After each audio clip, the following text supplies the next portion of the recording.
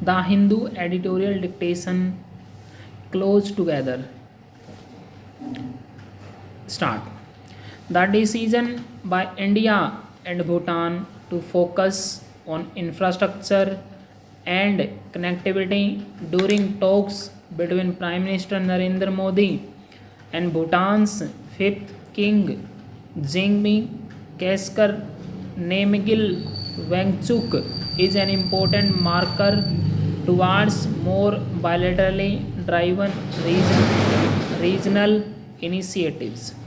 A joint statement speaks of completing surveys for the Kokrajhar Galpu rail link that connects Bhutan to Assam and beginning discussions on another Bhutan to West Bengal rail link while also facilitating Bhutan Bangladesh trade with yet another rail link and upgrading checkpoints along the India Bhutan border.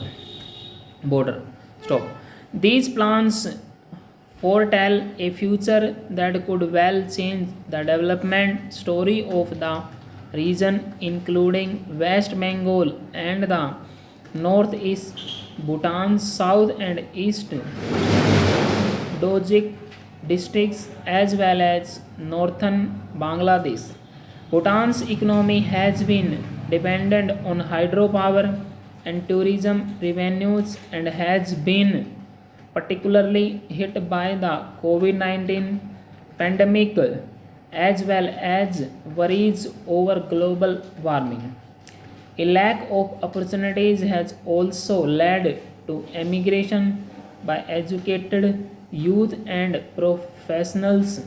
The new project proposed by the king to build a special economic zone at Bhutan's southern border with Assam and an airport at Galifu are expected to drive growth and investment to the kingdom. In addition, Bangladesh signing of a preferential trade agreement with Bhutan in 2020 could increase Bhutanese export of local produce and build more markets for Indian and Bangladeshi producers in the sub-region. India's energy exchange, which is bringing more Bhutanese and Nepalese hydropower suppliers online while planning to distribute energy to Bangladesh and Sri Lanka, will drive intra-regional growth and revenues. This would also power New Delhi's attempt at bridging the economic gap with the Northeast while drawing development partners like the World Bank and donor countries like Japan into the creation of a sub regional hub. Efficient and time bound execution is therefore key to such ambitious plans.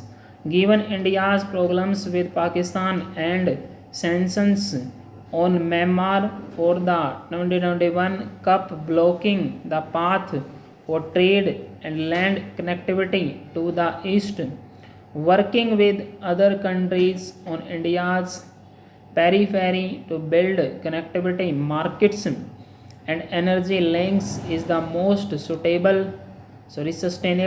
way forward.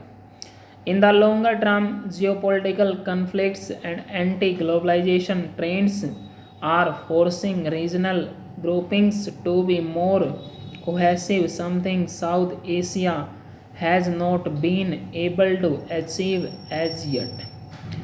As India worries about China's push into South Asian trade, infrastructure projects, and strategic ties, including concerns over a Bhutan China boundary agreements, overhang over Doklam and India's chicken neck route. These are ideas which will offer more security and Prosperity for the countries involved with particular benefits for Bhutan, India's traditionally trusted partner in the region. Full stop.